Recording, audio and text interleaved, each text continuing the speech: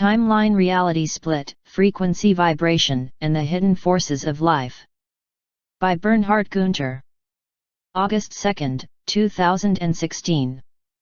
Website: veilofreality.com. Produced by Higher Self.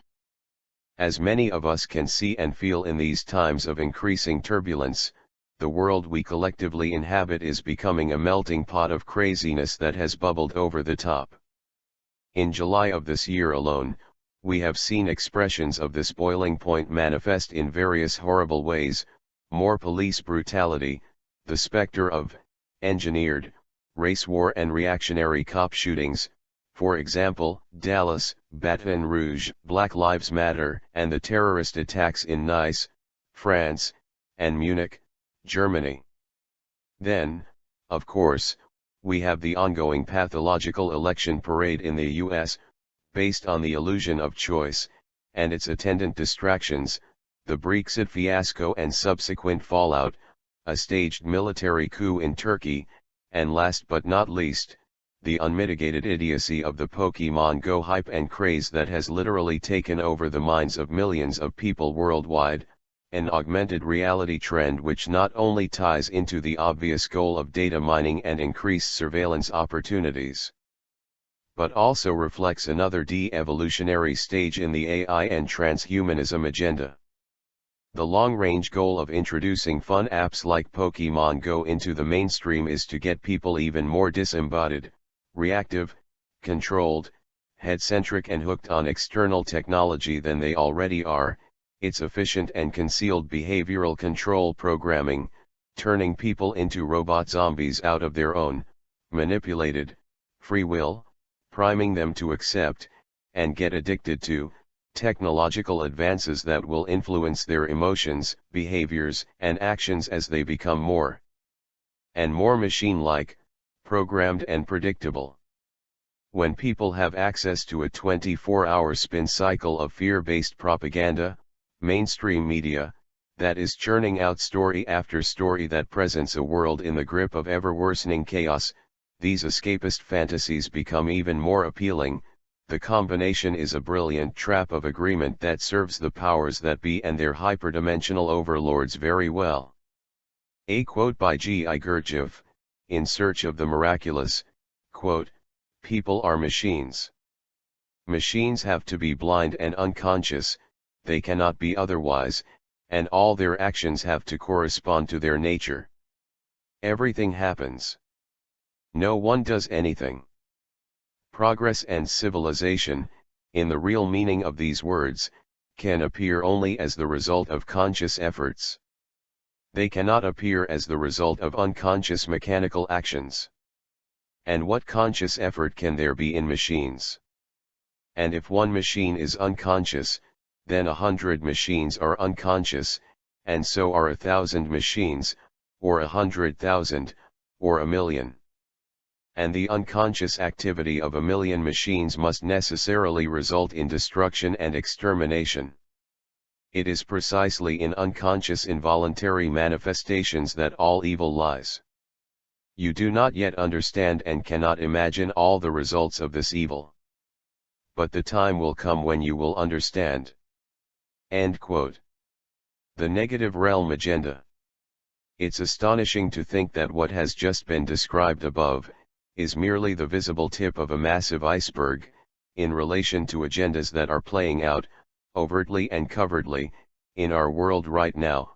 All these seemingly unrelated events, from a 3D surface level, are actually all interconnected, and tie into social engineering, mind control, and the hyperdimensional matrix long con, locking humanity into a frequency prison, redirecting people's free will into alignment with an endgame, whose purpose most people are not aware of whatsoever. It is an agenda based on creating and anchoring the frequency of fear, divide and conquer, chaos, confusion, 3D entrained survival thinking, apathy, ignorance, also via false light and New Age teachings, disempowerment, disembodiment, and a lack of inner guidance which results from a desensitized, numbed down, head-centric lifestyle. All of these engineered events create the right frequency for triggering hive mind follower thinking patterns, the need for authority, Stockholm Syndrome, and the illusory search for external solutions, leaders, fulfillment, happiness via the disconnection of I from the self, from our bodies, and essentially, our inner guidance system, from nature and from the divine within. It is also the perfect frequency for generating the emotional energetic lush, via people's programmed and mechanical reactions to various stimuli, which is what the matrix overlords are really after. It's their food, their sustenance. We see this constantly looping pattern at play everywhere, but especially in the US at the moment, with many people still getting caught up in, and buying into, the political elections circus, regardless of who they cheer for, getting trapped in the lesser of two evils fallacy, as if their votes and protesting ever had, or will ever have, any effect on the bigger picture agenda. All of the emotionally charged projections against Clinton and Trump are simply the perfect food for the hyperdimensional matrix overlords, and so are the savior projections, Sanders, Stein, or whoever, who represent the controlled opposition to the prevailing narrative, all of them puppets, controlled by the same invisible hand. A quote by Sri Aurobindo, The Hidden Forces of Life, quote, looking at what happened in 1914, or for that matter at all that is, and has been happening in human history, the eye of the yogin sees not only the outward events and persons and causes, but the enormous forces which precipitate them into action. If the men who fought were instruments in the hands of rulers and financiers, these in turn were mere puppets in the clutch of those hidden or hyperdimensional forces. When one is habituated to see the things behind, one is no longer prone to be touched by the outward aspects, or to expect any remedy from political, institutional, or social changes. The only way out is through the descent of an embodied consciousness which is not the puppet of these forces, but is greater than they are. End quote. As was explored in depth with a previous article, the continuing belief in government and authority is the most basic setup of the matrix control system. The moment you identify with or support a party or candidate, left, right, middle, Democrat, Republican, Green, Progressive, Liberal, Conservative, whatever, and engage in the game, the matrix has you. We are far removed from any significant shift in consciousness so long as people continue to give their power away to any external leader, political and otherwise. And that's just the starting point in the process of emancipation. There is the intersecting illusion of identifying with a nation, flag, tribal legacy, and of course, all of the hive mind and groupthink fallacies which are based upon countless illusory identifications which arise from a lifetime of social and cultural conditioning and programming. All of these factors establish the framework wherein people basically fight each other and argue about how to better arrange the prison cell they are in, unaware of their current fate and reinforcing their shackles with their own consent. What a massive waste of creative energy, although it's not technically going to waste, something sucks it up and feeds off of it, and that's the whole point of the matrix setup anyway. Humanity is not on top of the food chain, and consciousness is food as well. A quote by Barbara Marciniak, Bringers of the Dawn, quote, the ultimate tyranny in a society is not control by martial law. It is control by the psychological manipulation of consciousness, through which reality is defined so that those who exist within it do not even realize that they are in prison. They do not even realize that there is something outside of where they exist. You have been controlled like sheep in a pen by those who think they own you, from the government to the world management team to those in space. You have been deprived of knowledge by frequency control. End quote. But none of what's being discussed here is anything new. It's just unveiling itself now at an accelerating rate, which is the true meaning of the term apocalypse, the same shadows on the wall in different disguises, the same old game of control, divide and conquer, bad cop versus good cop manipulation, and dualistic polarization that has been going on for thousands of years, leading up to the times we are in now. All of these physically manifesting events, on a global and political level, are also designed to distract us from what is really happening on the other side of the reality veil, and keep occulted, hidden, from view the real architects of the Matrix, beyond its 3D manifestation. It's the archetypal spiritual battle of darkness and light, a war for control of our minds and consciousness, a conflict that is working through us. We have to understand here that the true negative realm agenda is to eat consciousness. So, this actually prevents an overt takeover in literal, physical terms. If an invasion was detected, this would mean that the veil would be lifted and all would see the man behind the curtain and would be disgusted and turn away. Just as in The Wizard of Oz, those ruby slippers have to be obtained very carefully. Gathering the essence is an art of great subtlety. The negative alien plan is, in its purest sense, stalking. The aim of stalking is to create a completely controlled artificial environment composed of thoroughly predictable human behaviors made predictable because they have been programmed to respond to cues of conditioning. The important thing to remember is this: there is not a unified conspiratorial activity going on here in the hierarchy of government. The divide and conquer effect is also manifest at this level and suits the hyperdimensional alien purposes to a T. Such activity at all levels is consistent with their program of stalking, in which confusion and cross-purpose prevents a clear perception on the part of the stalkees. Yet, at some deep level there may be a direct conspiratorial interaction between the secret government and the negative aliens, but it is unlikely that any name of those involved would be recognized by anyone, no matter how in the know regarding the subject. These secret superiors are just that, secret. Any organization you can name, or about which you are aware, are merely outer circles. What is the designed objective of this stalking? It is twofold. First, the effect of stalking is sort of like stampeding a herd of cattle. Bit by bit, they are consolidated into a negative mode which consists of the idea of us versus them. Even though, on the surface, it may seem that this mode is positive or STO, i.e. save the world because it is wrong or flawed, or blighted with original sin or whatever, the very fact that it is formed in the dominator mode of perceiving salvation outside, means that it can more easily be taken over body, mind, and soul at a level that is unseen and unseeable. In other words, Satan can and most often does appear as an angel of light.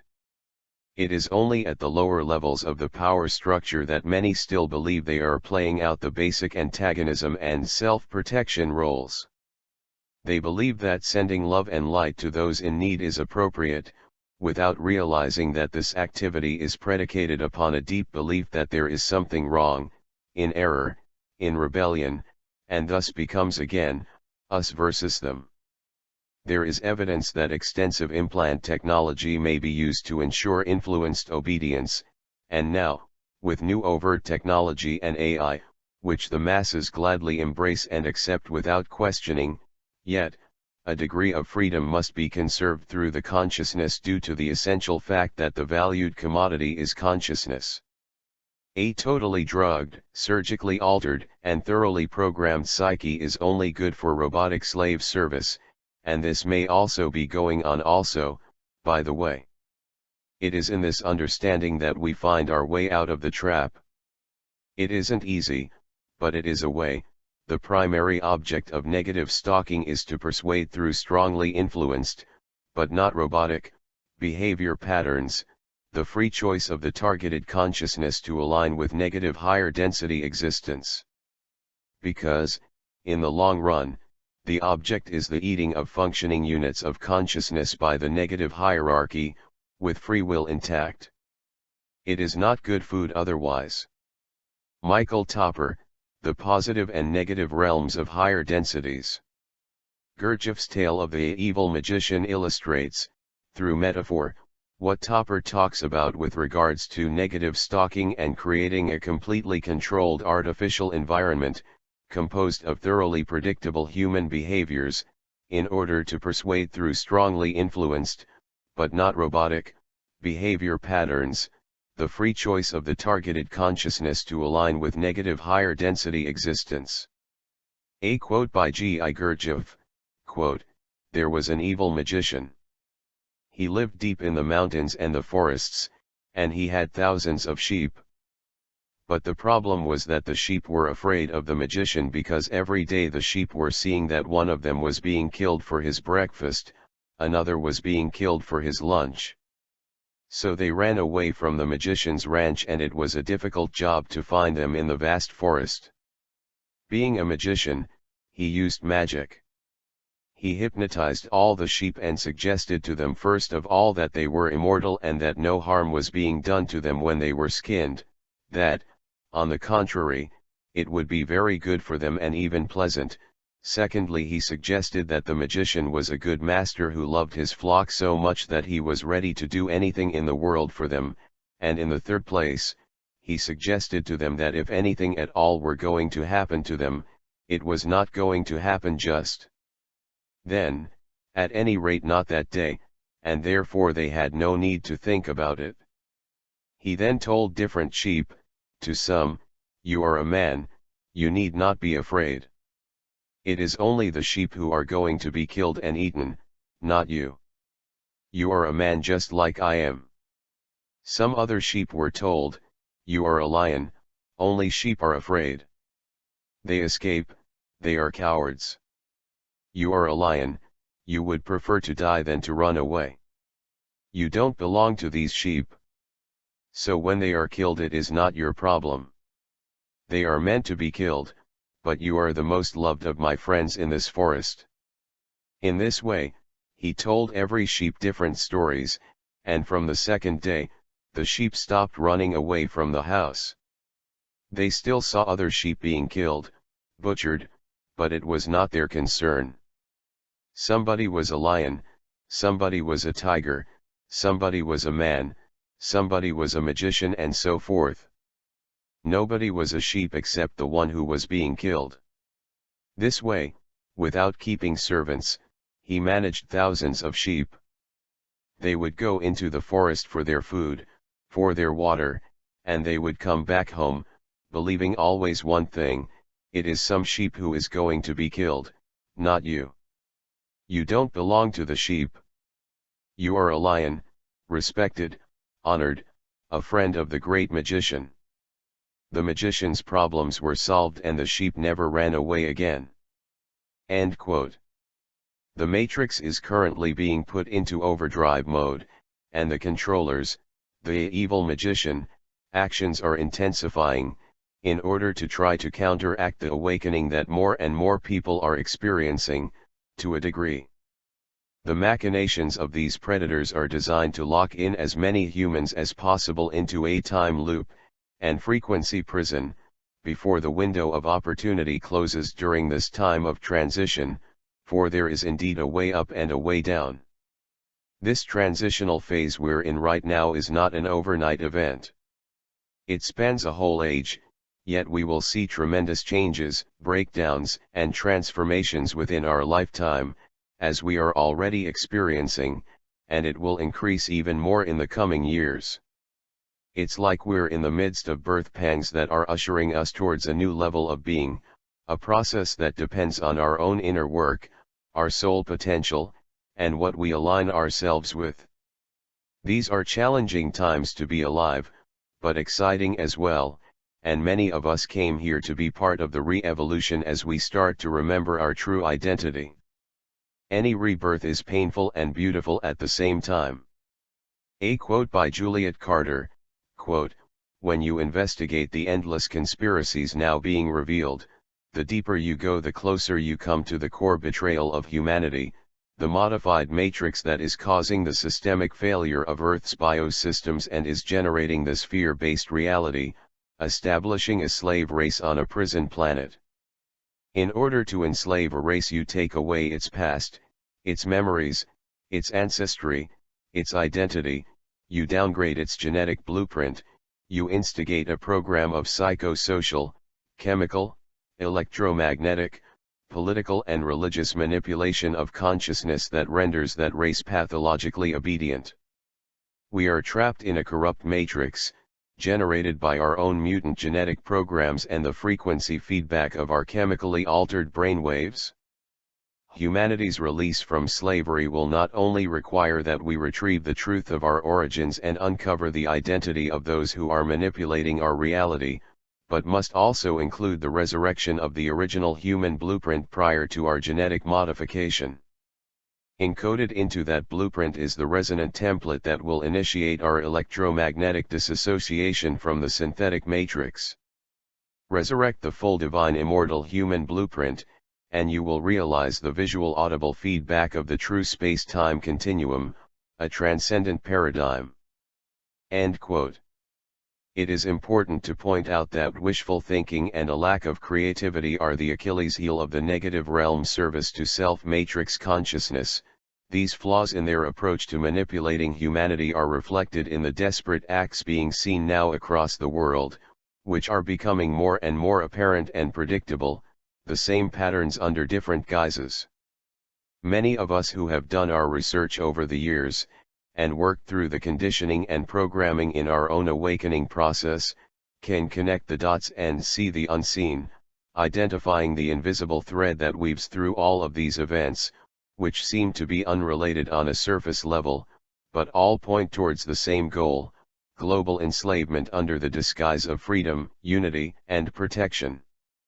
From a hyperdimensional perspective, the end game or goal of their agenda is to completely take over or body snatch our physical, emotional, mental selves in order to lock us into a frequency prison. All of their various chessboard level triggers are designed to prime our bodies so as to facilitate the hosting of their vibrational essence within our human mainframe. Hence the push for disembodiment in all of its various guises, increasing the body-mind split via increased mental activity and distraction through technology and AI, as well as poisoning the individual through GMOs, EMF radiation, vaccinations, chemtrails, etc., all of which are environmental factors that collude with the original series of genetic modification experiments conducted by the predator from beyond the stars, in order to disconnect us more and more from our original DNA. Blueprint. This is a program of hybridization that is priming humanity's transmutation into shell vessels for hyperdimensional possession. While greater numbers of people are experiencing disillusionment, and concurrently beginning to question what they have been told and taught by official cultural gatekeepers, thus kick-starting their individual journey towards awakening, many others are being manipulated to align with the negative alien agenda. It's time to face the stark reality that there won't be a collective mass awakening, on a truly global scale, anytime soon. As I have mentioned before in politics, sovereignty, and embodiment. There are 7 billion people on this planet, all of whom embody vast differences in terms, and levels, of consciousness, and wildly dissimilar lessons to take on board, some even lacking full soul potential. For some, their purpose is to evolve towards the dark side of creation, a purely service to self path. For many others, their purpose is to evolve towards the creative principle of service to others' awareness. Key point: there is no judgment of what is better or worse, for both are expressions of the one, which can be seen as the equivalent of anarchism or voluntarism. From a spiritual perspective, a harmonic that cannot be forced, but instead has its own timing in the grand scheme of unified consciousness evolution. Shifting timelines, friction, and frequency vibration. What we are experiencing, and are currently in the midst of assimilating into our neurology, is a timeline reality or realm split. This is a natural consequence of the collective path humanity chose to take, for not everyone is here in this now to awaken. Many of us experience this splitting or cleaving of timelines within our own personal relationships, be it with friends, lovers, or even family. We also see it with regards to our lifestyle location, and where we call home. Some people simply don't resonate anymore with where they are currently living, particularly in dense populated areas, or with the job they've had for many years. As a result of that, it's easy to complain about others, your location, or a career that you don't resonate with anymore. However, the key issue here is frequency vibration. As you start to awaken, begin to seek out truths, and engage in sincere self-work, your being and frequency changes. This alteration initiates an inner conflict with regards to anything that is not of the same frequency. There is no use in getting upset at others or with your location or circumstances. That reactive behavior is actually quite counterproductive, and creates one of the many frequencies which the matrix feeds off of. Remember, these otherworldly parasites want us to get triggered, be reactive, project outwardly, and fight each other. Where you live, and who you surrounded yourself with, was, at some point in time, a perfect match for where you were at. So we need to be mindful not to engage in shadow projection and blame the outside world for the changes we are going through, which are essentially arising from within. As you allow the changes to manifest themselves and stay focused on your own evolution, remaining sincere in your inner work, seeking truth, and learning to respond from a zero-point, non-reactive level of consciousness, you will also attract the right people and opportunities into your life that will help you to expand your awareness of what is, and what is possible. If you feel stuck, then this is a sign that there are still lessons to learn. Hint: there are always more lessons to learn, so get used to the occasional sensation of stuckness. Patience is key here. Avoid making decisions based out of desperation, fear, or head-centric analysis paralysis. It's about responding from a fully embodied knowing, following your intuition and inner guidance, instead of forceful or willful doing. As frequency anchors, and societal renegades, during this time of transition, we will gradually attract, and gravitate towards, people and places that reflect our embodied vibration, and vice versa. However, where we are supposed to be at any given place and time, and whom we are supposed to interact with, is not up to our conditioned ego mind and its desires to decide alone. We didn't incarnate on this planet for a vacation of avoidance, but rather, to actively participate in the shift that is underway. Our participation in this tipping point involves our frequency vibration, gifts, and talents, and the lessons we are here to learn for our own emancipation as we strive to aid others in their own process. This means that we will be put into areas, and in contact with people, where we are most needed, according to our individual purpose agendas, which are themselves birthed from a higher self perspective, not our ego's conditioned cravings. A quote by Tom Montauk, Realm Dynamics, quote, "The world is now experiencing a parting of ways between sectors of the population no longer resonating with each other. It is a realm split, a cleaving of collective fields into several smaller ones. Experiential catalysts are pushing people off the fence, forcing them to discover who they truly are and what they stand for. Their soul vibrations are purifying and intensifying, bringing a retreat from the superfluous and a return to destiny. What was once an emulsified mixture of diverse realms is separating into layers, and when the cup tilts it will be the lowest density layers that spill down the drain. The polarization phenomenon begins with mutual disinterest between individuals of uncommon paths. There may be confrontation and separation, or circumstance may simply bring a gentle parting of ways. But as time goes on and people gather into their most harmonious collective realms, the chasm between these realms will run so deep that eventually even the collective sharing of perception and experience will be severed. The learning requirements of each collective realm may become so mutually contradictory that they can no longer share the same space, the same timeline, the same density. This would entail a timeline split, each major realm following a different trajectory into the future that best accommodates the collective learning needs of its inhabitants. What tilts the cup remains to be seen. Of course, not all is predestined. There are chaotic factors left to free will. Some hyperdimensional forces aware of the impending shift are counting on mass frequency suppression to lock mankind into a probable future where these forces reap maximum energy harvest and retain control, whether in this density or the next. This may involve anything from mass loss of life to genetic assimilation and spiritual enslavement. A collective choice to elect such a scenario would acquiesce sufficient free will to give such forces free rein to rewrite history in order to expand and solidify control in the present and future. To an extent, this has already occurred, and the world as we know it today is the end result of the most recent timeline revision. And yet time marches on and the final future is still open. This brings us to what we as individuals can do. The wiser sources say we should simply be ourselves, remember who we are and radiate the essence of our soul. Indeed, we are frequency anchors.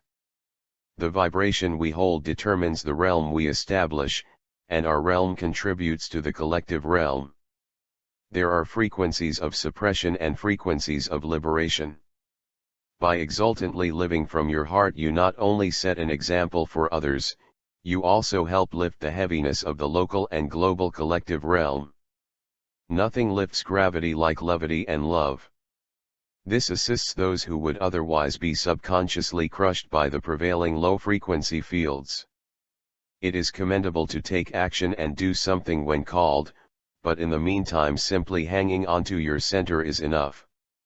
This sets you on the high path beyond the reach and sight of darker elements and clears the path for others to come with you. Keep your poise through the turbulence and cling tightly onto your mast when the sirens beckon you overboard. Shine as a lighthouse amidst the fog. End quote. The planet is also being infused with ever more dynamic energies as the dark and light polarities are increasing, creating more friction for those who are swimming in the current.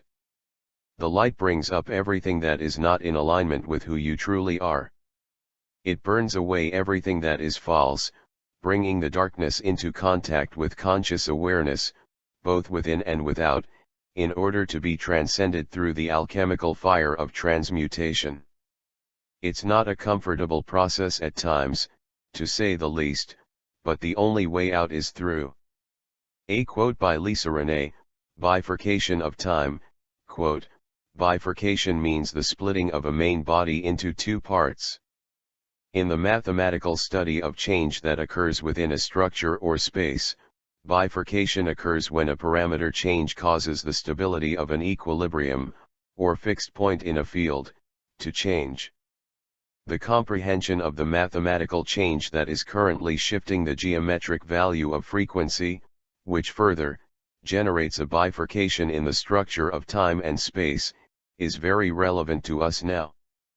This is directly related to the forthcoming split occurring between timelines which govern our continued consciousness, energy, expression on the earth plane as it is moving into future time. The bifurcation of time is forcing a direction which will accelerate volatile change in areas, as well as people, that are energetically stagnant or regressive.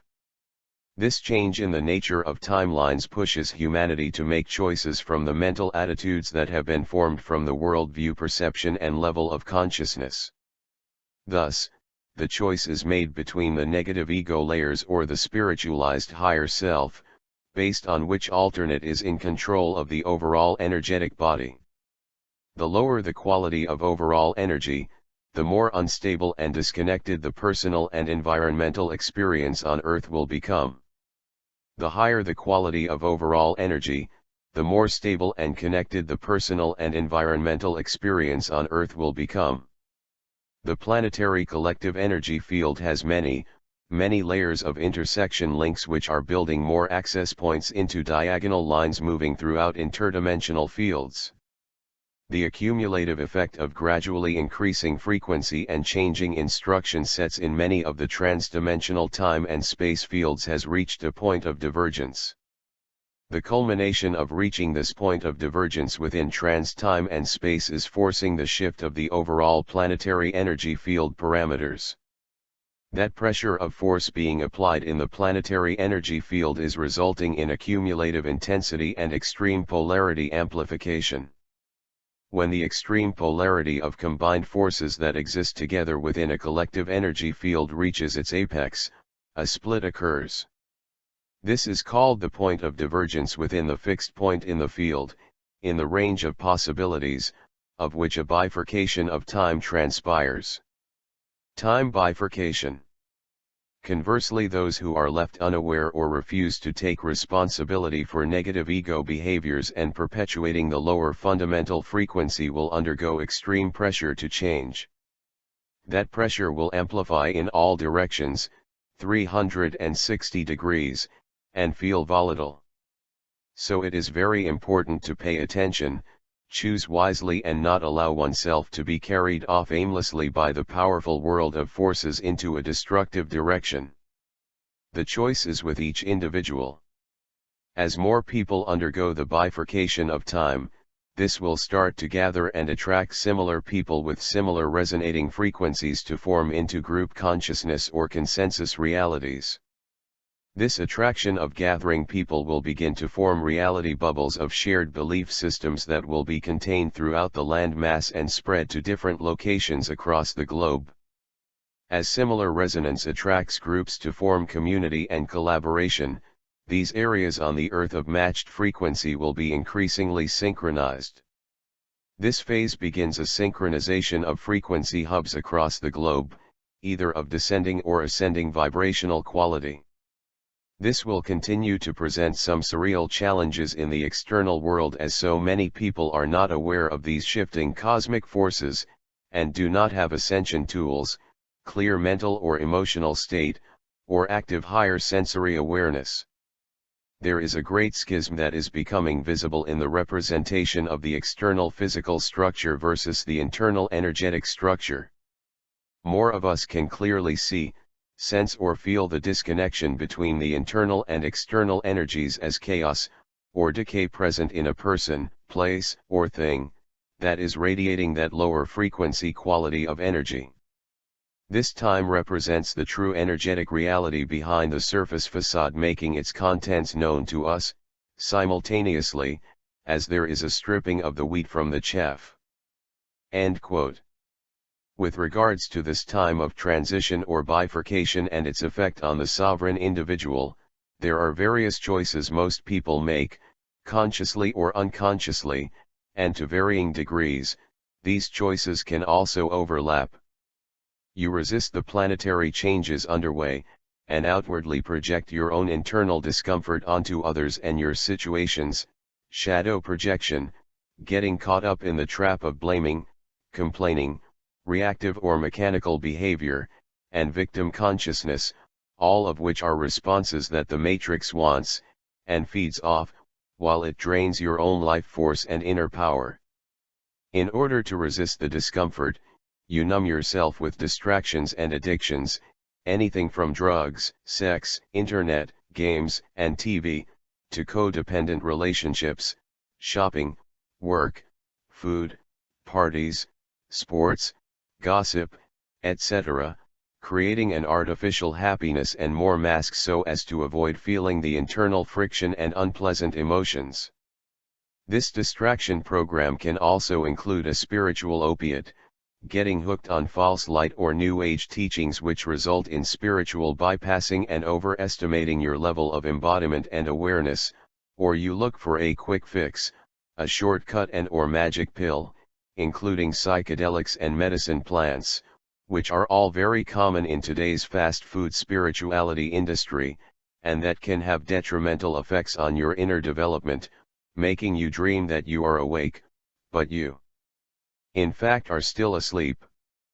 A quote by G.I. Gurdjieff, In Search of the Miraculous, quote, "This numbing and/or fast-track approach often results in people getting caught up in head-centric living, male aspect of consciousness, trying to go too fast, cutting themselves off from their body and internal guidance systems, feminine aspect of consciousness, hence becoming more impressionable and suggestible to outside influences, thus losing the ability to discern between truth and lies, especially subliminal matrix mind.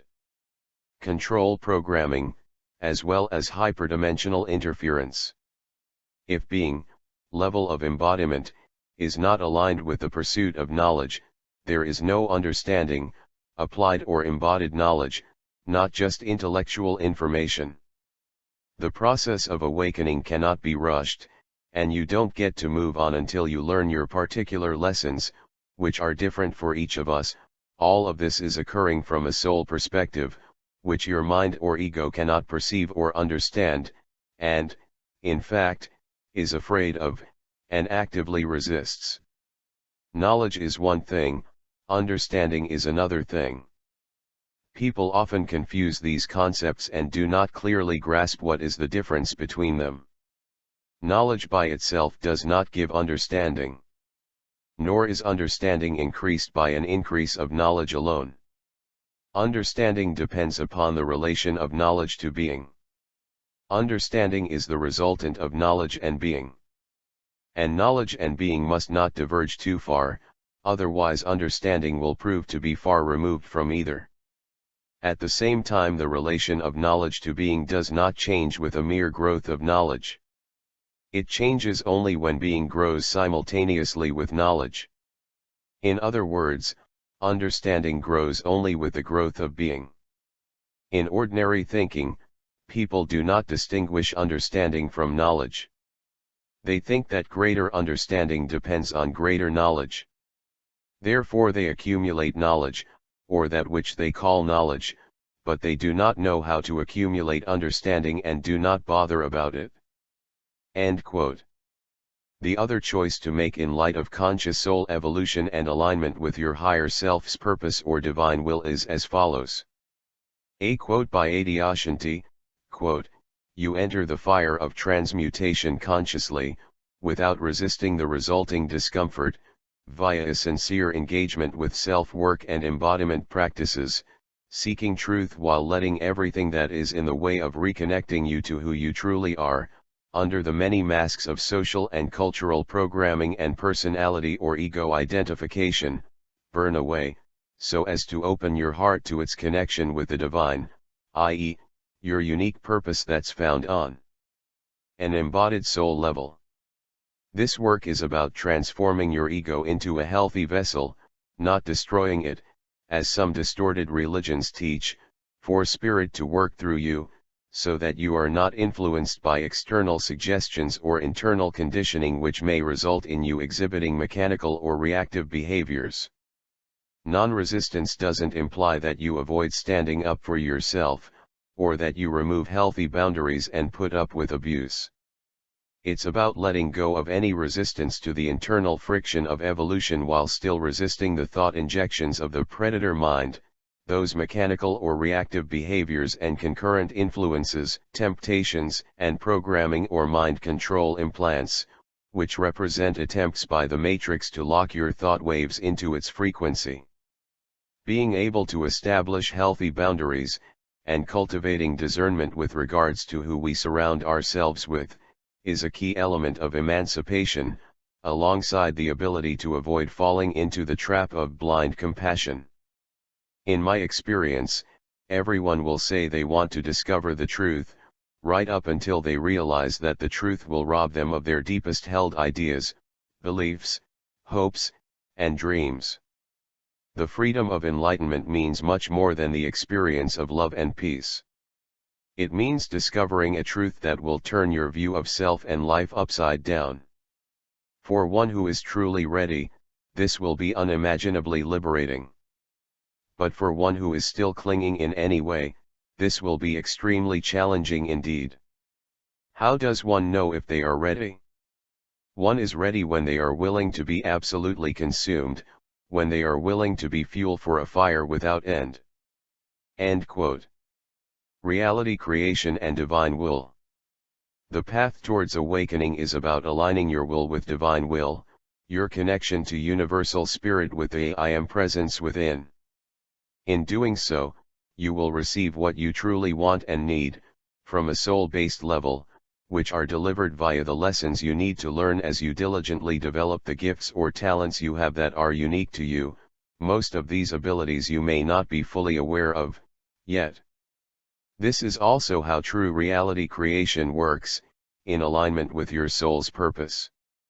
However, it's vital to note that this process will conflict with any desires and goals you have or had which stem from ego and personality identification, and social and cultural programming insertions. It also requires healing or letting go of any past hurts, grudges, resentments, shadow aspects, wounds, and traumas, which are being triggered or revealed even more so now in these days of accelerated energetic activity. In other words, you need to clear your vessel for higher energies to be able to anchor themselves in you, reconnecting you to who you truly are, activating your original blueprint or DNA. That process has profound effects on the outside world, which is not really outside or separated from you, with regards to a reality creation process that is based upon your internal healing journey, and resulting increase in embodied beingness frequency. This is very different from what is being promoted these days within the distorted New Age idea of reality creation or law of attraction, where the focus is usually restricted to a series of positive thought creeds, daily affirmations, and visualization techniques. To be clear, there is nothing wrong with any of that, focusing on positive thoughts, making affirmations, and engaging in visualizations. The problem is only if we do it forcefully, resulting in suppression of the shadow. Oftentimes, this fear of negative thoughts and emotions, or even of negativity that's taking place in the world around us, is because we feel that, by looking at it, we will conjure up that darkness in our own lives. The truth is, in fact, the exact opposite. Whatever you suppress and or ignore within yourself will, at some point, be mirrored back at you, and manifest itself in your life, waiting to be confronted and healed.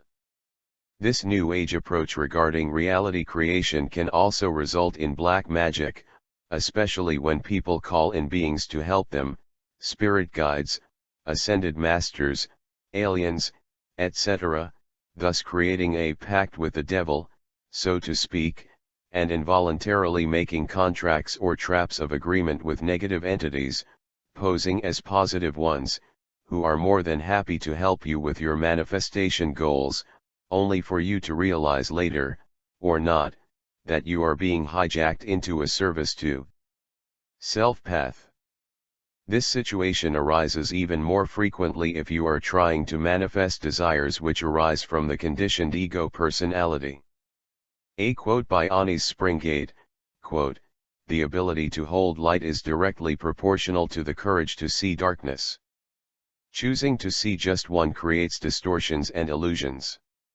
It amazes me that something so simple and common sense can be so difficult to even discuss with spiritual people who insist on remaining positive. Actually, this avoidance is based on unacknowledged fear that their inner light might be somewhat dispersed by seeing darkness, and therefore, not giving the light much credit at all. I think there's also fear that they might somehow become tainted or the darkness might manifest in some form in their lives. But the opposite is true. It is the fear, especially unacknowledged, that has much more chance to manifest than darkness exposed to daylight and investigation. Just like we must be fearless about our own inner shadow, we must also be fearless about seeing this huge shadow of humanity. Or we will have the power to transform precisely nothing, within or without." End quote. A quote by Paul Levy, Dispelling Weedico, quote, "Spiritual or New Age practitioners who endlessly affirm the light while ignoring the shadow are one more example of yet another style of falling under the spell of Weedico. It's a beautiful thing to visualize and affirm the light, just not as an unconscious or fearful reaction against the darkness. Many metaphysical light workers are actually caricatures of genuine spiritual practitioners, as in their affirmations of the light are unwittingly avoiding conscious relationship with the darkness within themselves.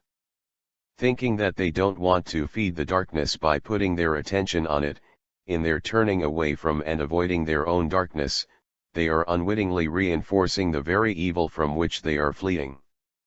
Looking away from darkness, thus keeping it unconscious, is what evil depends upon for its existence. If we unconsciously react, as compared to consciously respond to evil by turning a blind eye toward it, seeing no evil, we are investing the darkness with power over us. End quote. The more that you are in alignment with divine will, and have embodied your connection to spirit, the less you will have any need to engage in any form of manifestation techniques, because you are in the flow of divine creation, and positive synchronicity occurrences, which are in alignment with your individual and unique soul growth potential, will increase exponentially.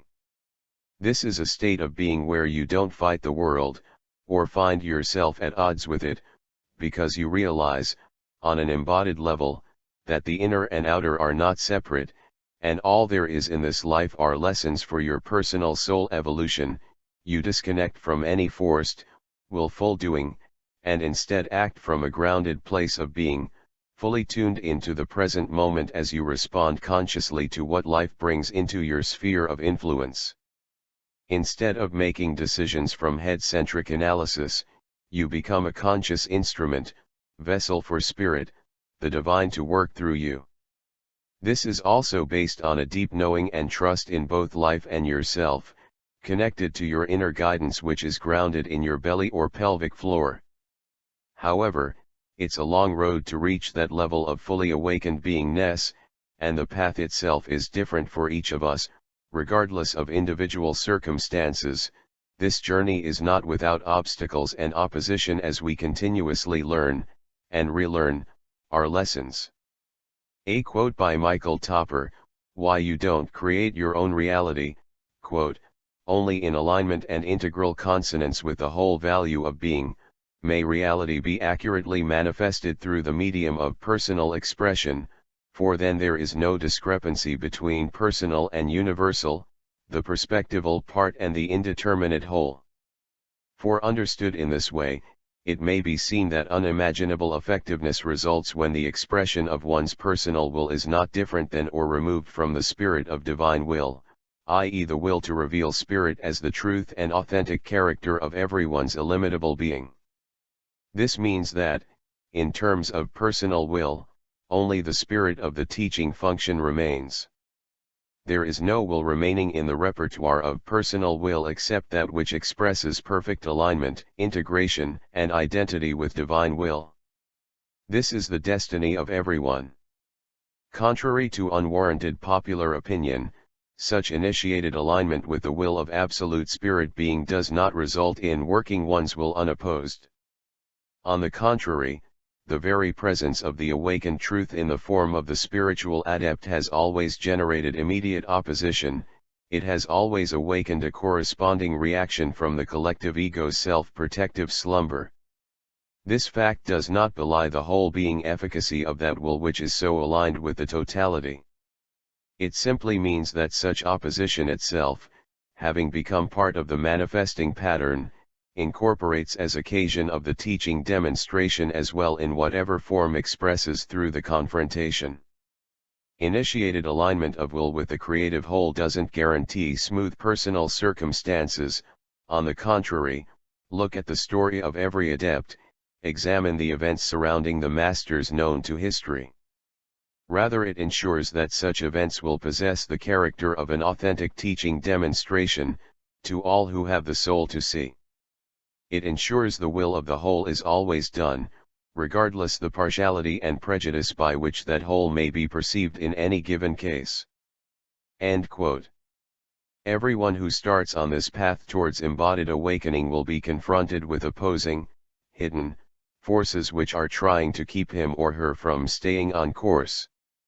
These distractions can come through your own mind, via self-defeating and disempowering thought injections, which we mistake as our own, thus resulting in mechanical or reactive behavior, or they can come through others, who act as unconscious portals whose words and deeds are designed to steer you off the path. But these interference episodes and internal or external obstacles are also tests from a higher perspective, put in place to teach you discernment, the value of one's own will, and to connect you with your warrior spirit. Many people don't pass through that first threshold of resistance and give up early in the process, or are tempted back into the matrix frequency via false light teachings and other traps and illusions. In relation to the hero's journey archetype, Joseph Campbell, this breakdown relates to the refusal of the call, as opposed to answering the call. A quote by Words of the Mother, collected works of Sri Aurobindo, quote, "There is always a spiritual test before being able to attain the next stage of power. Each time you have to make progress, you have to undergo an examination. When divine manifestations take place, they have also to pass through great difficulties and sufferings as a result of oppositions of dark and anti-divine forces which have had a hold upon earth since the creation. Those dark powers always oppose the new lights because they do not want to give up their grip on the earth, and sometimes their hostility even takes the form of war on earth, but in spite of all obstructions, the divine will succeeds at last." End quote. What embodiment truly means. In order to anchor ourselves to higher frequencies, and align with divine will, we need to consciously engage in the process of embodiment. To be embodied doesn't mean to simply be in touch with the physical body. Nor does physical exercise, working out, running, doing yoga, etc. automatically result in being embodied. If that would be the case, any athlete would be embodied. This is true within the physical sense of these techniques as well. Being flexible doesn't mean that one is a better yogi, or more spiritual, than others, for there is far more to yoga than the positional practice. You can be in touch with your physical body, and indeed, have mastery over it, without being embodied. In fact, many people engage in a lot of physical exercise to get in shape, oftentimes due to a socially conditioned body image program, which oftentimes results in emotional insecurities, but are not embodied in the true meaning of the word. Some people also tend to use physical workouts and exercise as a means to disassociate and build armor, muscles, in order to avoid feeling the world around them, like a buffer. It can also become an addiction, getting hooked on both the endorphins that are released during exercise and the compliments of others. However, it's not a black and white issue. Exercise is a good thing, if done consciously and holistically, beyond identification with the body. But the key point is to become sensitive and aware, and listen to or experience the world through the body. The root word of embodiment stems from embody, in reference to a soul or spirit invested with a physical form, and ment, the suffix forming nouns. Synonyms for embodiment are incarnation, avatar, manifestation. Avatar, a manifestation of a released soul in bodily form on earth. Incarnation, a person who embodies spirit in the flesh.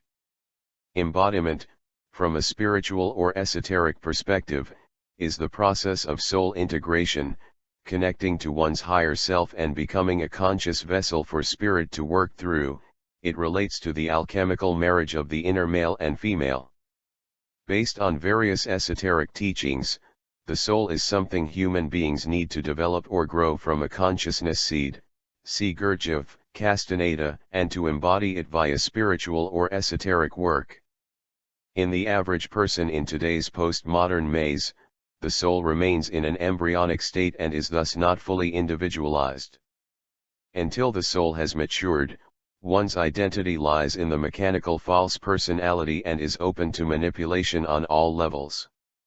An embodied soul, on the other hand, becomes the seat of the real self's creativity and dynamism, and the personality blossoms as an expression of one's higher, immortal, identity, connected to spirit and the divine within. A quote by Edmund Husserl, quote, "Embodiment, the lived body, is a lived center of experience, and both its movement capabilities and its distinctive register of sensations play a key role in his account of how we encounter other embodied agents in the shared space of a coherent and ever-explorable world. End quote. A quote by John G. Martin, quote, "In order for something to be embodied it must be perceived by the body, or related to something that the mind has understood through bodily experience." End quote. Embodiment, reconnecting with one's wholeness, fusing the separate aspects of the inner male and female energetic expressions, is, in my experience, the process of what is commonly called ascension or awakening. It is the philosopher's stone, the Holy Grail, the story of the hero going into the underworld, saving or marrying the princess or bride, his own feminine aspect of being, as depicted in many mythological traditions. It connects us with the wholeness of nature and the world, our inner guidance system and personal divinity, as well as our own individual purpose for being here, something the reasoning head or logical mind can never ever grasp. It reconnects us to our original blueprint prior to genetic manipulation, activating our dormant or decommissioned DNA. It's time to demystify this process and approach it in a practical and grounded way. We can read, study, and talk about it all from an intellectual perspective, but we can never get it until we get out of our heads and get into our bodies in a conscious way. We will never have any significant positive effect on the world as long as we approach the problems in the world from a disembodied, fragmented place, a place which most of us are not even aware of, because the head-body split has become so normalized within ourselves, and the society we live in. It is an unnatural divorce which is even more reinforced in this era, due to the rise of technology with all its attendant distractions. In our disembodied society, most people live in their heads, and thus find themselves disconnected from nature, their bodies, and their own wholeness, fragmented inside. They also approach the world, and their personal lives, in a fragmented analytical head-centric way, trying to fix the world, essentially projecting their own compartmentalization onto the world, which is a mirror of their own head-body split. Hence, most solutions to current issues, be it in the world or in our personal lives, perpetuate this disconnection, as we fight shadows on the wall and even create more problems with our head-isolated ideas, despite our well-meaning intentions. This also ties into the compulsory need to do and act. Whether it occurs in our daily lives, usually expressed through the need to identify with a political party or movement, the need to vote for someone who has the answers and can fix the system, which ties into the need for authority, which is a mirror of our own supervisor or authority in the head, telling us what we should or shouldn't do, or in the lives of activists who feel the need to fight the tyrants, or promote new social orders. It's all a reflection of a closed-loop self. Defeating hamster wheel that only works in favor of the hyperdimensional overlord's agenda, manipulating and playing us like pawns on a chessboard. Disconnected from our body and the feminine aspect of being, and by extension, our own intuitive guidance system, we are being tricked into looking outside of ourselves for direction, thus becoming followers rather than embodied sovereign individuals. As long as we are not embodied, as long as we remain disconnected from being our own wholeness, and our divine nature, our solutions and doing will always arise from the internal tyrant, which we project outwardly. This tyrant is the rampant male consciousness that is disconnected from the female within us all, regardless of gender, needs to be emphasized. It needs to have fixed answers, needs to control, tries to predict the future, caught in linear time and 3D thinking, and cannot surrender to, or even perceive, the mystery, wholeness, and perplexity of life and reality as it unfolds. This is not a denunciation of seeking answers, nor is it a call to embrace ignorance or just resort to becoming a passive couch potato. That would be black or white fallacious thinking, another product of the head-centric tyrant within.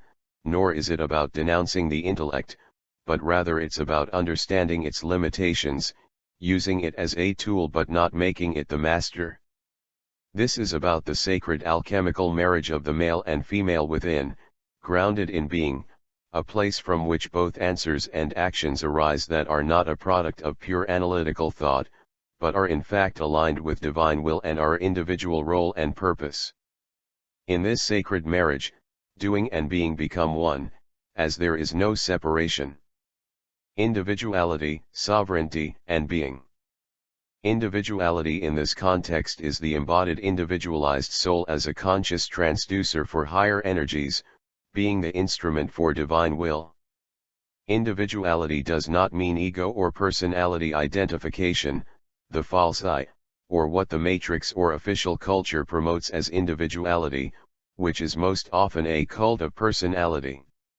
In the same context, becoming a sovereign emancipated individual does not imply that one is an independent human being, separate from everything else. That illusory idea stems from the overriding head-centric male aspect of consciousness, the inner tyrant who is identified with self-achieved, false, independence.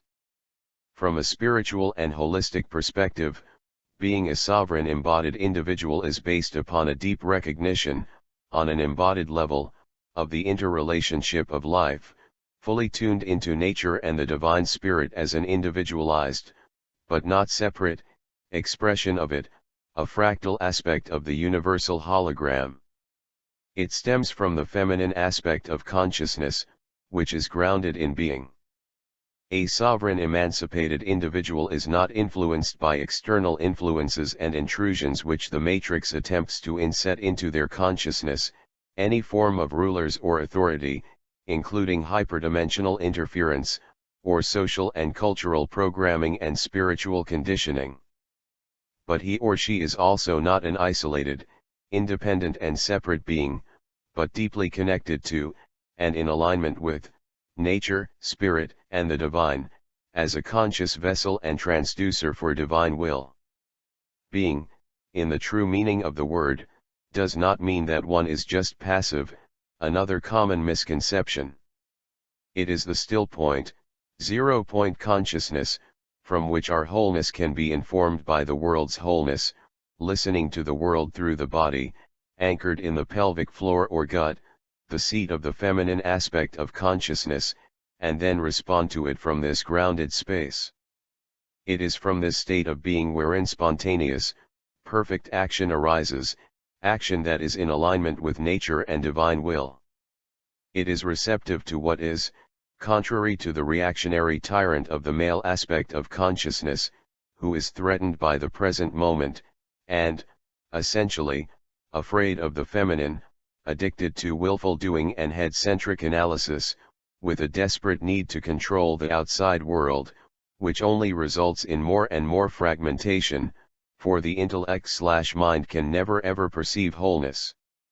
As Joseph Campbell said, the hero is the man of self-achieved submission.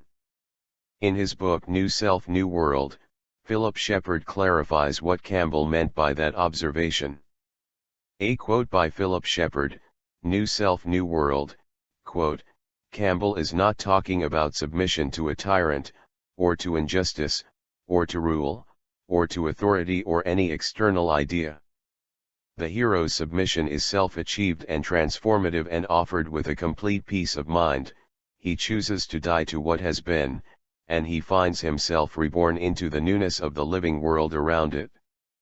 That is, he dies to society's description of being and, in opening himself to the vibrant unknown, submits to what is, which can never be fully described via the intellect or mind, and which cannot be accommodated without relinquishing the norms of language, perception, and sensibility, allowing them to change fundamentally.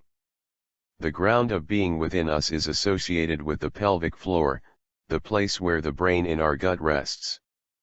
We should be cautious once more, though, not to be seduced by our culture's idea that the piece of the female element of being is passive, a word that makes it seem inert, phlegmatic, indifferent, or sluggish. That popular view reveals more about the self-affirming values of the known self, the head-centric male aspect of consciousness, than about being. The female aspect of consciousness is not passive, but receptive, the very quality against which our inner tyrant defends itself. And although its receptivity might seem dormant from the sensation-deprived perspective of the known self, it is anything but. True, there is a sort of passivity to just receiving what is, but the nature of female receptivity carries us back to the roots of the word passive. It comes from the Latin passivus, capable of suffering, which traces back to the same Indo-European root as our words patient and compassion. You cannot receive all without suffering. The still peace within which the female being rests and burns and transforms is heroic, born out of self-achieved submission and sustained by a perfect receptivity that enables us to be present with what is, and with whatever is. Our culture is so obsessed with the values of male doing that we lose touch with the profound stillness of the present that underlies all things. By disconnecting from it, we deplete the present of the very foundation on which its wholeness rests. To diminish our sense of the present, of course, is to diminish our own ability to be present. It is only in the felt stillness of the present that the self can come fully to rest. And that rest is not just an idea, nor is it some ethereal, rarefied state. Perfect rest is recognized first and foremost by what is happening in the body. The grounded still point of your being is your truest ally, the integrating genius from which spontaneous, perfect action arises. First, being. When your body yields first to the stillness of the present, and then to its currents, you will find that the timelessness of the still point creates timelessness in all your activities, imparting them with felicity and ease. When the Zen archery master executes the perfect shot and acknowledges that not he, but it, made the shot, he is referring to the all-informing stillness of being out of which the shot arose. The way of the Tao is the way of supreme spontaneity. It is at once perfect activity, and perfect rest. Perfect activity is doing that is nourished by the perfect rest of being. End quote. To be in flow and tune with the Tao is to be in alignment with divine will. It is based on the alchemical marriage of the inner female and male, the embodied soul tuned into, and informed by, nature and the present moment via its sensory instrument of source consciousness, the body, grounded in the being out of which conscious doing arises. It relates to what Michael Topper stated, as quoted earlier: only in alignment and integral consonance with the whole value of being may reality be accurately manifested through the medium of personal expression, for then there is no discrepancy between personal and universal, the perspectival part and the indeterminate whole. A quote by Sri Aurobindo, quote, "The only free will in the world is the one divine will of which nature is the executrix, for she is the master and creator of all other wills." Human free will can be real in a sense, but, like all things that belong to the modes of nature, it is only relatively real. The mind rides on a swirl of natural forces, balances on a poise between several possibilities, inclines to one side or another, settles and has the sense of choosing, but it does not see, it is not even dimly aware of the force behind that which has determined its choice. It cannot see it, because that force is something total and to our eyes indeterminate. Behind this petty instrumental action of the human will, there is something vast and powerful and eternal that oversees the trend of the inclination and presses on the turn of the will. There is a total truth in nature greater than our individual choice. This apparently self-acting mechanism of nature conceals an immanent divine will that compels and guides it and shapes its purposes. But you cannot feel or know that will while you are shut up in your narrow cell of personality, blinded and chained to your viewpoint of the ego and its desires. For you can wholly respond to it only when you are impersonalized, embodied by knowledge, and widened to see all things in the self and in God, and the self and God in all things. The state of ignorance in which you believe that you are the doer of your acts persists so long as it is necessary for your development, but as soon as you are capable of passing into a higher condition, you begin to see that you are an instrument of the one consciousness, you take a step upward and you rise to a higher conscious level. End quote. Hidden forces and hyperdimensional interference. In light of the necessity of embodiment, alongside the anchoring to higher frequencies in order to align with our unique soul purpose, as a key for opening the door into consciously engaging with the evolution of collective consciousness, we can now see even clearer why the matrix control system is invested in keeping us disembodied and stuck in head-centric mechanical living. As long as you suffer from a lack of embodiment and thus live mostly in your head, as most people do, since our society is designed that way on purpose, keeping people in disembodied, brain-isolated living, you will suffer from a lack of holistic soul integration. This also relates to soul fragmentation, and will become a target vessel for something else to occupy that space. Most people are Trojan horses, carriers of entities which they are not aware of, non-physical beings which affect their thoughts, moods, emotions, and behaviors in unconscious ways while also feeding off of other humans around them, a topic which ties into psychic vampirism. Obviously, there are varying degrees of possession, and sometimes it's not that obvious, because most people don't question their own thoughts and desires. However, the majority of people are influenced by these hidden forces to one degree or another, as Sri Aurobindo pointed out. A quote by Sri Aurobindo, "The hidden forces of life," quote, "Men are being constantly invaded by the hostiles and there are great numbers of men who are partly or entirely under their influence. At the present moment they are very active all over the earth. Of course in the outside world there is no consciousness, such as is developed in yoga, by which they can either become aware of or consciously repel the attacks. The struggle in them between the psychic and the hostile force goes on mostly behind the veil, or so far as it is on the surface is not understood by the mind. The apparent freedom and self-assertion of our personal being to which we are so profoundly attached, conceal a most pitiable subjection to 1,000 suggestions, impulsions, forces which we have made extraneous to your little person. Our ego, boasting of freedom, is at every moment the slave, toy, and puppet of countless beings, powers, forces, influences in universal nature. All life is the play of universal forces. The individual gives a personal form to these universal forces. But he can choose whether he shall respond or not to the action of a particular force. Only most people do not really choose, they indulge the play of the forces. Your illnesses, depressions, etc. are the repeated play of such forces. It is only when one can make oneself free of them that one can be the true person and have a true life, but one can be free only by living in the divine. End quote. A quote by Tom Montauk, quote, "Because hostile hyperdimensional forces have a vested interest in the matrix control system, they go to extraordinary lengths to suppress any destabilizing factors that could disrupt their food supply.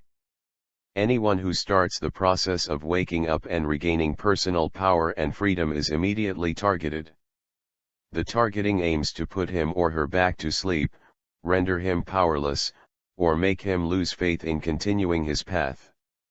When a personal impulse toward freedom occurs, an equal and opposite impulse is set into motion, attracting to the target various negatively synchronistic opportunities to engage in vibe-lowering experiences to offset his impulse toward freedom. These include situations that aim to induce fear, distraction, suffering, doubt, depression, indulgence in lower impulses, and selfing behavior. Sometimes this phenomenon arises naturally from the law of inertia, occult and karmic laws, while other times there is intentional and active amplification of this counter-impulse by negative hyperdimensional forces to disarm the threat before he gains more power. Other methods of suppression include sabotaging and distracting a targeted individual via people around him who are open to direct manipulation.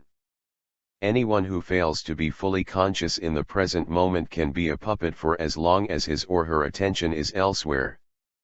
Lapses of attention are enough for subconsciously implanted impulses to result in regrettable words or actions. Most people in this world place no priority on awareness or attentiveness, and instead live life in a semi-conscious dream state that makes them very prone to being pawns of the matrix control system. Some are born with insufficient levels of individualized consciousness to ever experience a lucid moment, and it is these who form the primary class of matrix agents, the rest of us functioning as agents only part of the time when we fail to watch ourselves. Due to the plethora of spiritually asleep people in the population, the matrix control system has no problem finding chess pieces to maneuver into place around a target. End quote. Based on many emails I'm currently receiving, and on feedback from people I work with, incidences of hyperdimensional interferences are also currently increasing at exponential rates. This is to be expected in light of what is happening from a larger picture perspective in this day and age, as mentioned earlier. There have also been a few interference events which people experienced after having contacted me in order to express a desire to join the time of transition retreat, from sudden discomfort, headaches, low energy, right before a scheduled call, resulting in cancellation of the Skype session, to technical problems, to anxiety issues, to disempowering dreams, to unusual doubts, making people unsure about themselves and thus making decisions difficult. All of these symptoms are normal, and can manifest in all areas of life. These are just the usual scare tactics to infuse the frequency of fear within any individual who is making a sincere effort to activate their own powers of embodiment. Anyone who has a basic understanding of what the path towards awakening entails, knows that we are all being tested individually, and the lessons are different for each of us. As Tom Montauk pointed out, above, anyone who starts the process of waking up and regaining personal power and freedom is immediately targeted. The targeting aims to put him or her back to sleep, render him powerless, or make him lose faith in continuing his path. It's important to stay vigilant, and not give in to any thoughts of fear, for fear is an illusion anyway. All there is are lessons to be absorbed, and we don't get to move on until we learn our personal lessons for the sake of our soul evolution, so that we can become the emancipated, beautiful sovereign beings whose existence reflects our original birthright. This hyperdimensional interference agenda is nothing to be afraid of. It's simply the reality of what is going on beyond the veil of the 3D world. On a basic level, just as we are subjected to physical parasites, germs, yeasts, and viruses which require our immune system to constantly fight off, we are also being subjected to hidden forces and non-physical intruders. Hence, it is about building up one's spiritual immune system, which ties into the process of embodiment and anchoring to a higher frequency in order to become untouchable by these hidden forces, so there is no frequency match.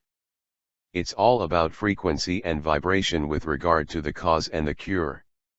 A quote by Sri Aurobindo, Letters on Yoga, quote, "The first attempt of the possessing entity is to separate the person from his psychic soul, and it is that, which creates the struggle.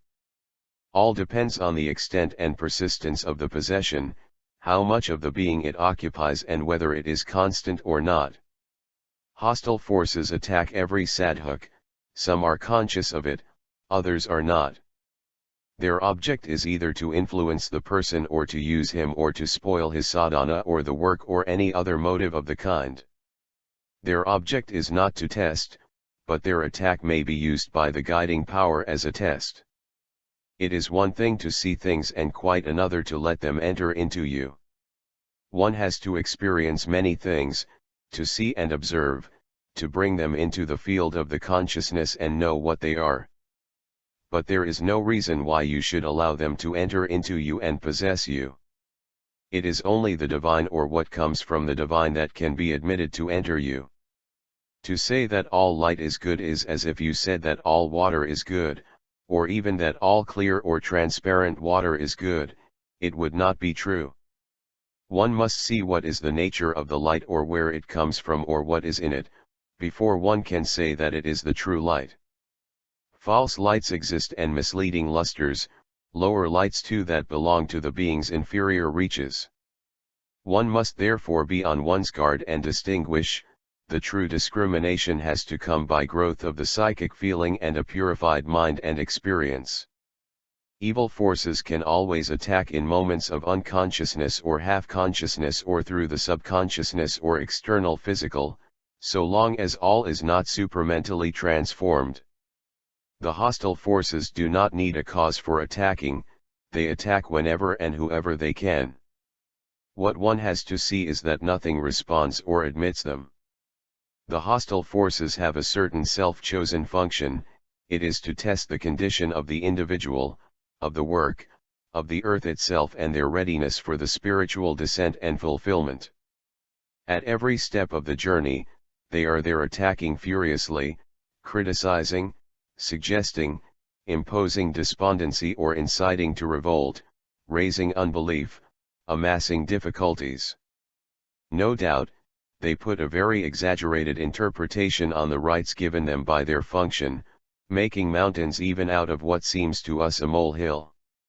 A little trifling false step or mistake and they appear on the road and clap a whole Himalaya as a barrier across it. But this opposition has been permitted from of old not merely as a test or ordeal, but as a compulsion on us to seek a greater strength, a more perfect self-knowledge, an intenser purity and force of aspiration, a faith that nothing can crush, a more powerful descent of the divine grace.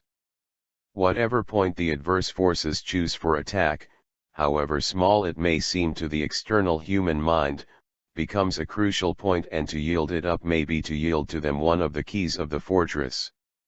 Even if it is a small postern door, it is enough for them if they can enter. Nothing is really small and unimportant in the great path. Especially, when the struggle has come down to the physical level, these distinctions cease to have any value, for their small things have a not easily calculable index value and are of great importance. On that level, to lose a small post may be to make certain the loss of the big battle. All have had to pass through the ordeal and test through which you are passing. We would have avoided it for you if it had been possible, but since it has come we look to you to persist and conquer. Patience, quiet endurance, calm resolution to go through to the end and triumph, these are the qualities now required of you, the less spectacular but more substantial of the warrior virtues. Also, perspicacity and vigilance. Do not shut your eyes to the difficulty in you or turn away from it, but also let it not discourage you. Victory is certain if we persevere, and what price of difficulty and endeavor can be too great for such a conquest? These attacks very ordinarily become violent when the progress is becoming rapid and on the way to be definite, especially if they find they cannot carry out an effective aggression into the inner being, they try to shake by outside assaults. One must take it as a trial of strength, a call for gathering all one's capacities of calm and openness to the light and power, so as to make oneself an instrument for the victory of the divine over the undivine, of the light over the darkness in the world tangle. It is in this spirit that you must face these difficulties till the higher things are so confirmed in you that these forces can attack no longer. There are two things that make it impossible for them, the hostile forces, to succeed even temporarily in any attack on the mind or the vital. First, an entire love, devotion, and confidence that nothing can shake. Secondly, a calm and equality in the vital as well as in the mind, which has become the fundamental character of the inner nature. Suggestions then may still come, things go wrong outside, but the being remains invulnerable. Either of these two things is sufficient in itself, and in proportion as they grow, even the existence of the hostile forces becomes less and less of a phenomenon of the inner life, though they may still be there in the outer atmosphere. End quote. As I have mentioned in previous articles and talks, entities can only attach to, or interfere with, our daily lives where we have exposed blind spots, including savior mentality programs with regards to other people, lack of awareness, allowing oneself to be emotionally triggered, and holes in our energy body due to unattended wounding, unhealed trauma, drug abuse, including cannabis and psychedelics, and head-centric living, disembodiment. Hence, there is no use blaming entities for our own plight, because it can result in victim consciousness and disempowerment mind states, which is also what these entities target and feed off of. A quote by Lisa Renee, quote, "Painful spiritual fragmentation creates energetic splitting behaviors, which disconnects all components of the many layers that exist within the human being, separating aspects of their consciousness into different realms of time and space.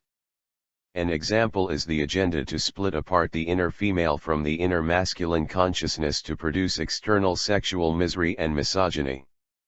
This internal split and fracture of the soul attracts negative spiritual entities that can form attachments.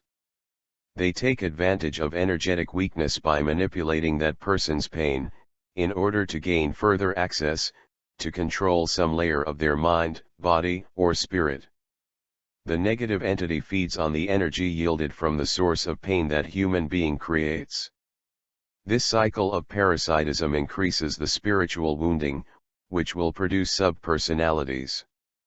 Most people are not aware they have subpersonalities, and yet this is extremely common on planet Earth. The subpersonalities are what are easily suggestible to forms of mind control programming, and will act out these behaviors when they are triggered to do so. Negative entities, both human and non-human, intentionally create more pain and trauma in a person they perceive as weaker, to get them to commit actions that will place that person's mind and soul in bondage and servitude to their agenda. Victim-victimizer programming is reinforced throughout society to incite thoughts of disconnection and powerlessness. Negative entities act as the imposter, imposing on people's minds. They falsely project negative behaviors, images, and actions, in order to get the person to believe that the harmful option is the only way out of their pain, trauma, and anxiety. Or believe that the false projection is the escape path that will bring them bliss and happiness.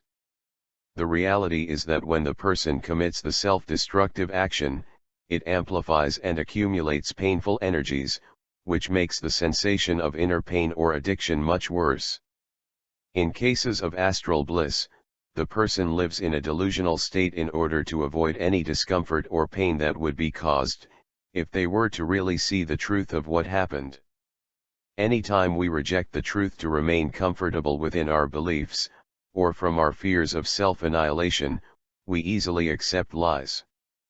When a person believes the negative thoughts they received from a negative entity are actually coming from their own mind, and they act out that destructive behavior, the entity is successful in deceiving them.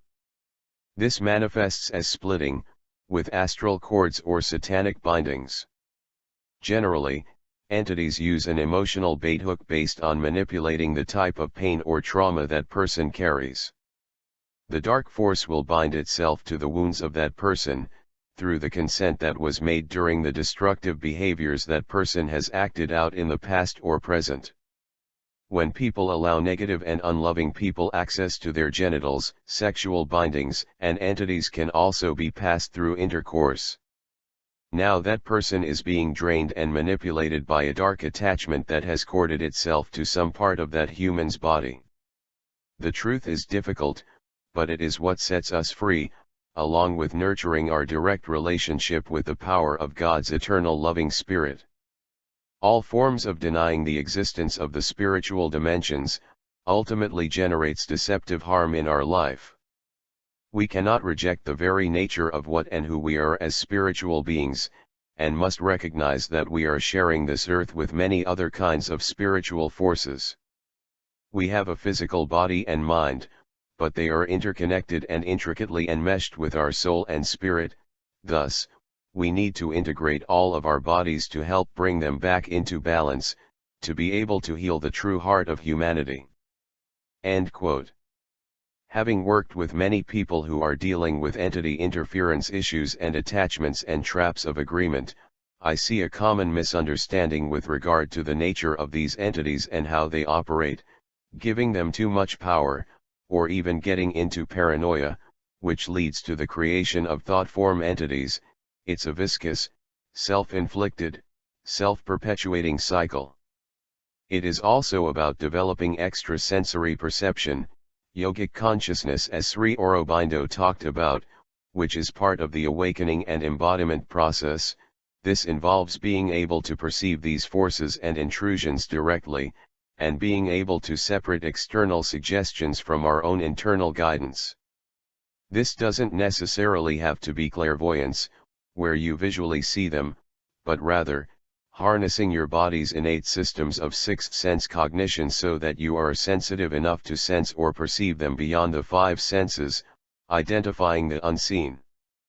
The mind or intellect, and our limited five-sense ordinary consciousness, will never be able to perceive these forces and will, in fact, often deny their existence. Anyone looking for proof, from a five-sensory scientific perspective, will never find it. It all depends on the level of being or embodiment, as well as bodily sensitivity, and awakened inner consciousness of the individual, a measurement which goes way beyond intellectual intelligence and IQ.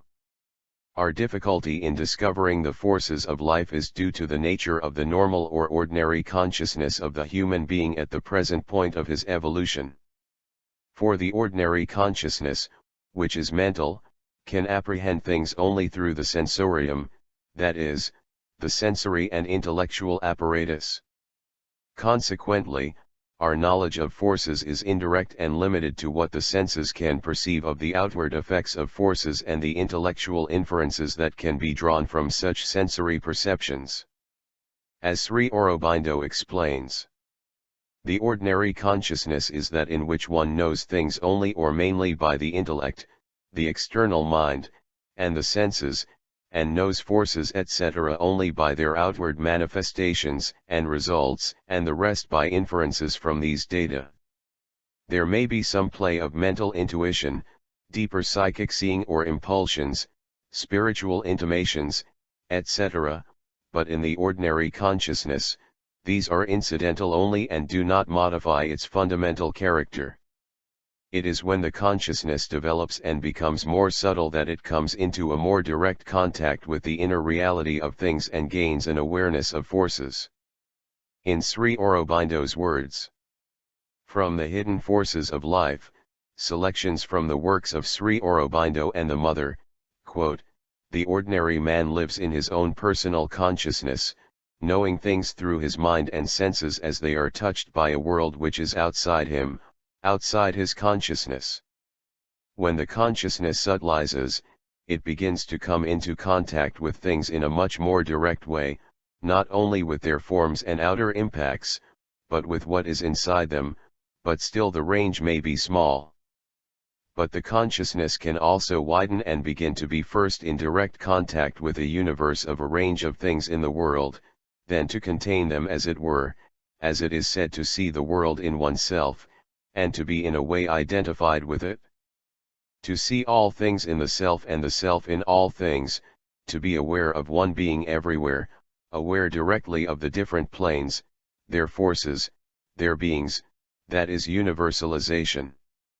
It, consciousness, begins to know inwardly and directly and not merely by external observation, and contact the forces at play in the world, feels their movement, distinguishes their functioning, and can operate immediately upon them as the scientist operates upon physical forces. There are diverse forces which act on us, determining the course of events, influencing our thoughts, feelings, and actions, affecting our moods, health, and level of energy, pulling the human being to nether depths or beckoning him towards lofty heights. There are also the hidden forces behind evolution and beneficent forces which man can learn more and more to draw upon. The powerful sway of life's hidden forces shows that man's sense of possessing a free and independent will is highly illusory as long as one lives in the ordinary consciousness. All this, our reason cannot grasp, because it is the instrument of an ignorance with a very limited vision and a small stock of accumulated and not always very certain or reliable knowledge, and because too, it has no means of direct awareness, for this is the difference between intuition and intellect, that intuition is born of a direct awareness while intellect is an indirect action of a knowledge which constructs itself with difficulty out of the unknown from signs and indications and gathered data. End quote. One of the assumptions I hear most people make, is that someone else just needs to remove their entity attachment or etheric implant and then all is fine and good. That is not the case. Removing an entity is not enough, for it or they will come back tenfold, via attachment or interference, if the entry point is not healed and closed. A metaphor might be when you get surgery and remove a tumor, post-operation, you still have to take care of the wound, and obviously work with a surgeon who knows what he or she is doing, i.e. be discerning about the many sketchy healers out there, so it doesn't result in infection. You also have to look at lifestyle changes so that the tumor or cancer doesn't grow back. It's a holistic approach on an energetic level, and much depends on the client taking responsibility for the healing process, and not falling into victim consciousness or blaming entities, which I tend to see a lot of in people I discuss these topics with. At the end of the day, it's about you stepping into your own embodied warrior power and sovereign self, and firmly and steadily ejecting and rejecting the entity interference yourself. That is more powerful than someone else doing it for you. A good healer is a facilitator who can hold space and provide guidance but doesn't do the work for you. In fact, any healer who tells you he or she can heal you without you doing anything, and promises all kinds of magical healing, is a big red flag and should be avoided. Lots of charlatans out there who cash in on that, and who often work, consciously or not, in partnership with entities. This relates to what I wrote in Reflections from the Peruvian Jungle, Shadow Work and Healing. And that is the key and most important part of healing work. A healer doesn't heal you. A healer is someone who triggers within you, your own ability to heal yourself. Your own body knows what to do and it is always striving towards wholeness and healing, on all levels, physical, emotional, mental, spiritual, if given the space to do so. You have the power all within yourself and you are your own healer, even though we all need assistance sometimes. Asking for help can be very challenging for some people, to have the space and safety to let it happen. In this day and age, with the rise of the internet and instant information access, we have more available outlets for feeding our curiosity than at any time in recorded history. On the positive side, it helps us to sidestep the corrupted mainstream media and mainstream education system, in order to help us learn about alternative views and knowledge that has previously been suppressed, filtered, and distorted. It also helps us to connect and network with people from around the world who have similar interests and questions. On the other hand, this unlimited access of information has also opened the floodgates for a lot of rubbish and disinformation, making it harder and harder to discern truth from lies. Some of it is intentionally distributed so as to mislead people, and some of it occurs because of a lack of discernment within those individuals whom are reposting or sharing it.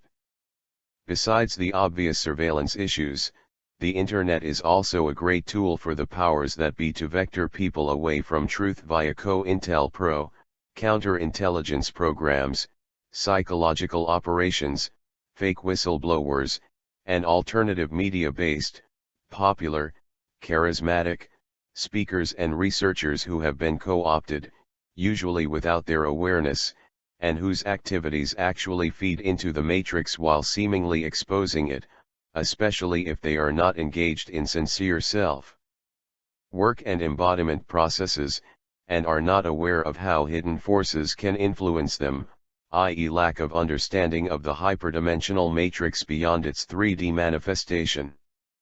Keep in mind that good disinformation is truth mixed with lies, most often a high percentage of truth and just a small percentage of lies, but enough falsity to undermine the truth, vector the seeker away from uncovering more truth, and make him or her take a detour down the rabbit hole and get lost in the labyrinth, while believing themselves to be on the right track.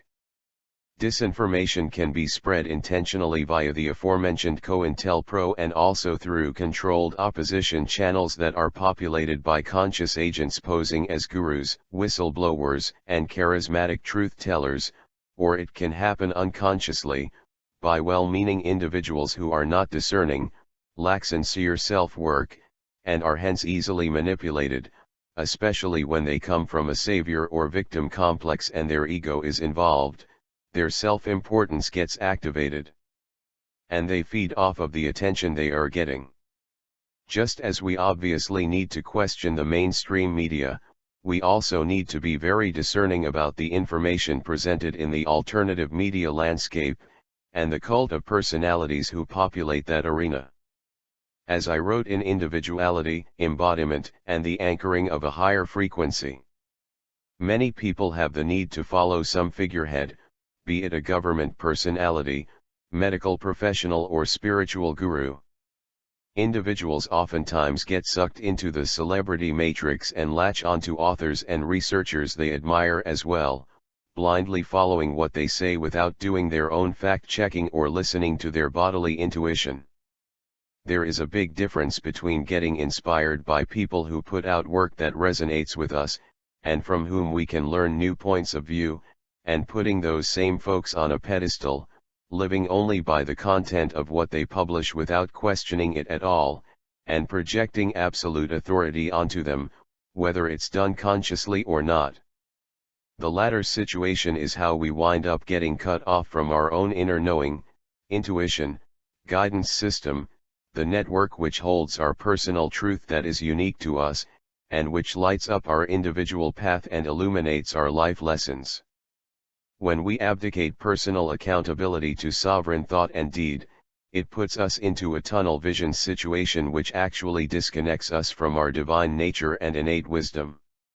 Nowadays, the internet is saturated with tons of information, mostly in oversimplified sound bites, where most often people don't read more than a headline or quote or excerpt from an article. They also have a hard time watching videos that are longer than 5 minutes. This is the epidemic of the short attention span, brought on as a result of the information overload and technological oversaturation of society, because our attention is constantly being vectored away from the truth, and we are being distracted with overstimulation right at the tip of pressing a button on the screen. We are less and less able to focus, remain discerning, and stay present.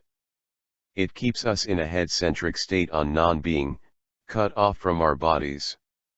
A quote by Mark Manson, "In the future, our attention will be sold." Quote, "The problem is that the attention economy makes it economical to spread one's attention across 8 different interests and 23 different friends each day. And because we're all spreading our attention so thin, many of us are losing the all-important life skill of focus. As the short attention span epidemic is increasing exponentially. Focus is what generates long-term success. Focus leads to deeper and more meaningful relationships. Focus determines how well we can improve at something. Yet our current economy is constantly providing incentive away from focus and towards, whoa, did you see that video of the guy on the motorcycle who landed on the car? That was crazy. Anyway, what was I talking about? Oh yeah, focus. The New Age presents problems of attention, not of happiness or narcissism or loneliness. The problem is not the technology itself, it's how we choose to use the technology. Is it serving us or are we serving it? These are the new challenges new generations must face. We must learn to master our focus and our self-awareness to properly take advantage of the attention economy. Limitless access to knowledge brings limitless opportunity. But only to those who learn to manage the new currency, their attention. In the new economy, the most valuable asset you can accumulate may not be money, may not be wealth, may not even be knowledge, but rather, the ability to control your own attention, and to focus. Because until you are able to limit your attention, until you are able to turn away, at will, from all of the shiny things and nipple slips, until you are able to consciously choose what has value to you and what does not, you and I and everyone else will continue to be served up garbage indefinitely. And it will not get better, it will get worse. End quote. Truth seekers can also waste a lot of time and energy going down the rabbit hole, getting hooked or addicted to external information and sensationalism that has very little to do with truth seeking. In their attempt to figure things out, they can get lost in the theory abyss, especially if there is a personal lack of discernment, and being has not caught up with knowledge. Gathering intellectual information alone does not help you, nor the world, in the long run, and most often results in self-delusion, because understanding and wisdom, embodied knowledge, is lacking, as discussed in the triad of knowledge, being, understanding earlier. Another trap is to focus on just one topic or area alone, for this can create a tunnel vision of inflexibility, or even dogma, if one is very attached to a certain view. This observation isn't intended to invalidate the many amazing renegades who have done tremendous work in their particular field of expertise, many of whom I have learned from myself. I am simply pointing out the importance of a holistic approach that addresses body, mind, and spirit, which is more and more needed in this day and age. To be clear, anyone who wants to awaken and seek truth needs to step into the unknown and go down the rabbit hole, to read, study, learn, unlearn, to the best of their abilities, and question everything they have been told and taught by official culture. This process is also different for each of us, depending on our personal lessons and talents. Hence, it's not about all of us becoming scholars and study or researching everything there is to read or view, which would be ridiculous and impossible anyway. However, if the process of intellectually gathering information in the pursuit of truth is not matched with the necessary inner work, the mind will trick you, and you will get lost in the rabbit hole, as I've seen with many well-meaning truth seekers and researchers. I got stuck in this minefield at some point myself. I don't take myself out of the equation because I learned the hard way. It happens when we lose focus of the principal aim, emancipation, and get distracted by curious fascination.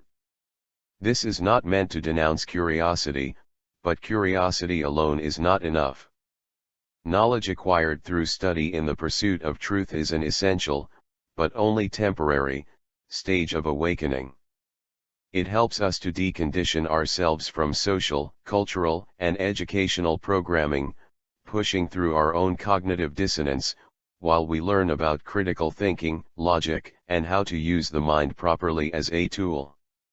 However, gnosis, higher knowledge, cannot be perceived by the mind alone, nor can it be intellectually understood. In order to receive and anchor gnosis, the vessel needs to be built via esoteric self-work and embodiment. In other words, our level of being determines how much higher knowledge we can access via direct experience, tuning into nature, the universe, and the present moment in our daily lives, where we are constantly being informed by spirit and the vast living library of interconnectedness. This knowledge is impossible to put into the limiting constructs of language. You cannot access gnosis via reading alone, for it resides beyond our five sensory perception. This is also the gateway towards receiving and experiencing higher love of the divine, which is beyond the love we experience, or think or feel it is, in the lower separate consciousness state of ego or personality identification. We should be mindful not to forget the most important part of seeking truth and its purpose, to assist us in our personal embodiment or self-work and collective ascension process, so as to align with divine will, via anchoring to higher frequencies, in order to transcend the matrix, and not get caught in shadow dance or projection, or willfully trying to fight it.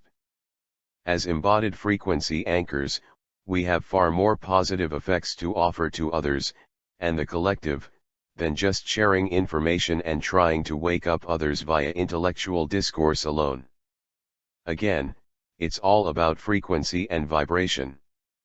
A quote by Nikola Tesla, quote, "If you wish to understand the universe, think of energy, frequency, and vibration." End quote. The process of awakening is not just about gathering information and becoming a walking encyclopedia of how the world is controlled. Of course, having a solid understanding of the matrix control system, in particular the hyperdimensional matrix, and how it operates is a key aspect of the journey. Know thy enemy, but when we get caught up in trying to figure everything out intellectually, we'll hit a wall, especially since we are subjected to manipulation that is outside of our five sensory perception. It is about making the darkness conscious, not dwelling on it to the point that we only see darkness in the world, thus getting stuck there. This can also result in seeing evil and conspiracies where there are none, as a result of shadow projection and paranoia, and this will keep you trapped in the lower frequencies, which is where the matrix control systems wants your consciousness to reside. You can only transcend it, you cannot transform it. After all the rabbit holing you do, if you don't get stuck and lost, you will ultimately face a mirror, looking straight at yourself, and that is where the real work begins, with yourself. A quote by Zen Gardner, "Information Fixation and the True Breakaway Civilization," quote, "It's been quite a concern for me for some time now, watching the growing information fascination phenomenon metastasize. It's become contagious and extremely toxic for those who should have transcended this energetic level some time ago. If we are aware of the fact that we are co-creators of our reality, why are we fixated on this dark, false imposed one and its projection instead of what we know to be true and pure and empowering? Why do we dwell on these dark temporal and clearly manipulative realities? Once we know they're negatively charged and spiritually poisonous and clearly coming from the wrong source, why do we keep drinking at their well? Is the next purely logical step so hard to take? To break free of it and assert what we know to be the true alternative world? Or is something even more close to home afoot, having to do with our own personal issues? For some reason we wrap our identity around what we participate in. Even though we have clearly found out that we each are the captain of our own sovereign ship, we still keep running around their decks and want to know every intricate detail of how their damned matrix tanker operates. Where's the cut-off point? When is enough enough? Never, but only if we're operating in their system. That's what it's designed to be, a vortex. Entertain it and you become it. New and fanciful ways, but part of it we are when we do this, when we're caught in the fascination loop, for whatever personal or outside stimulated reason. This is where other forces are in full play, so our seeming reasons for being there are even convoluted within their false paradigm. Staying on top of what's going on becomes a 24/7 addiction, and it sucks, literally, sucking the very life out of you. But ironically you feel very connected, and on top of what's going on in the world. Your personal life might go to hell, but you feel essential to the process, and thereby very connected and self-affirmed. It's a drug. A vibrational source of fascinating deception. So much is at play, but yesterday's truth can become today's bullshit with just a spiritual nuance, a wrong source, or twisted application. That or just the overwhelming quantity of fundamentally negative crap can sink our once sailing ships, if we're not careful. Reactive living is a bitch. If we just react to everything that crosses our path or our screen, we are not living very responsibly nor consciously. Time for meditation, being in nature, relaxing with friends, and doing personal energy work, are imperative. More now than ever. There's always a lot of letting go involved in real change. Old habits, viewpoints, understandings, attachments, social contracts, and on they go. End quote. Regardless of how much information you take in, and how much effort you make to stay on top, in the end it is about applying knowledge within your own life and relationships, taking full responsibility for your choices, engaging in self-work, confronting your own shadow, working on becoming embodied, and staying emotionally intelligent, not just smart, about how the matrix operates, with its endless conspiracies and manipulations that are also designed to keep us distracted from the real work. It is also important to learn how to do self-work, which includes a basic understanding of psychology, the body-mind connection, and esoteric or spiritual self-work principles, among other tools and teachings, that will help you to reconnect with who you truly are. Of course, discernment is key as always, for there are many false and distorted false light, New Age, pseudo-spiritual teachings out there. The truth or alternative movement, while helping to bring awareness about important topics to many people, has also partly become an entertainment circus, with more and more conspiracy, UFO, and truth conferences popping up which attract large audiences in search of knowledge and answers, including individuals who are just fascinated and addicted to information. While obviously not everyone who speaks at these events is co-opted, it is important to be discerning with regard to their agendas, and not simply remain fascinated by the information that is being presented from an intellectual perspective. Tune into the energy and being of any given speaker or researcher, and allow that feedback to guide your information filtering as well. It's not a black and white issue, of course, and alternative conferences or gatherings are also great opportunities for networking and meeting people in person, something that is increasingly rare in our screen-addicted world. From individuality, embodiment, and the anchoring of a higher frequency. Many people have cunning intellects and are well versed in articulating their thoughts when it comes to topics of the external world, but when it comes to accessing their deeper feelings and expressing themselves through their emotional IQ, things can be very challenging for them. They are cut off from their emotional selves, and have a hard time tuning into their bodies, stuck in the male aspect of consciousness. They are not embodied in any real sense of the term, and tend to rationalize away anything that may come up within their psyche and or shadow, and project it outwardly onto others and the world at large. Alternatively, they may understand, on an intellectual level, what the issue is, but they can't allow themselves to feel through it and let arise what needs to come up on a deeper emotional level, due to their being so out of touch with their vulnerability. Oftentimes, the intellectual pursuit of information alone can also become a buffer and, unconscious, distraction or addiction so as to avoid doing the necessary inner work. This is especially apparent when shadow projection is at work between individual egos, and we scream and shout, literally or figuratively, at the world for how screwed up it is, projecting hate, anger, and disgust, perfect food for the hyperdimensional critters, or suggesting that we need to revolt violently or even kill all the psychopaths, who are just empty shells that are hosted or possessed by negative entities.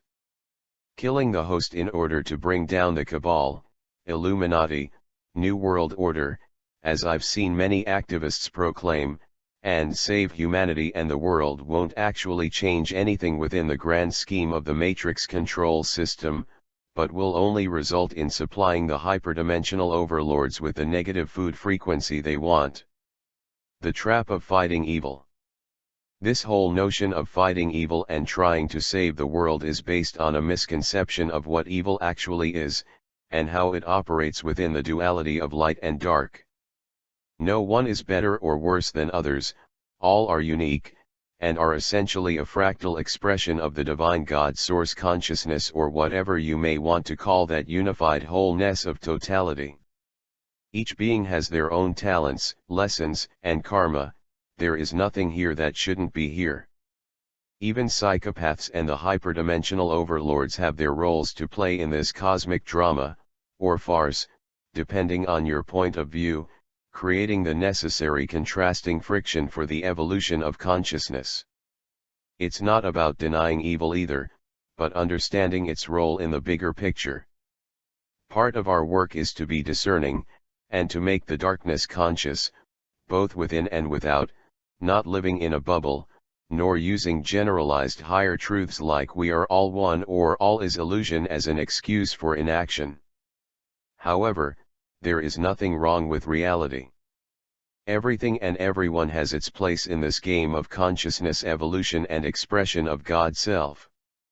The frequency of evil, sometimes referred to as the Weedico virus and expressed in socio-cultural terms as ponerology, and psychopaths have their place and their own purpose in the trajectory of our conscious evolutionary arc. It has its own free will right to exist as part of creation.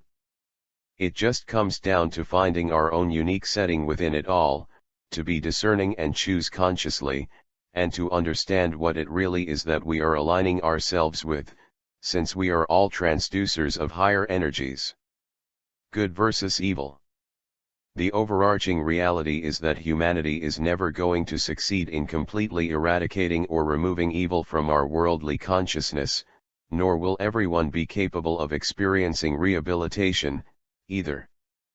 But while we acknowledge these facts, there may be a different way of going about seeking to mitigate the impact of evil in our societies, and the key in this endeavor involves understanding frequency and vibration and how this relates to reality in order to transcend the mutant matrix. There are predators and psychopaths who are predators by choice. They have their own purpose in this incarnation, and cannot be changed. Hence, understanding evil and darkness in humanity's cosmic play, with all the discernment this requires, is a crucial component, as opposed to denying it, running from it, trying to get rid of it, or attempting to fight it on a purely 3D level. If we believe that evil can and should be eradicated, or that we need to save the world by fighting it on a purely 3D level, or even deny the possibility of evil and believe it doesn't exist, then we will remain not only ignorant with regards to the whole purpose of this miracle called life on Earth and the evolution of consciousness, but are also manipulated to align with the negative realm agenda. A quote by Michael Topper, "The positive and negative realms of higher densities," quote, "In the higher densities, the name of the game is consciousness. This simply means that the higher densities of existence, whether positive or negative in orientation, all recognize that the business of all being and existence everywhere is always that of consciousness, becoming more and more aware. Awareness is related to density of consciousness, so to say.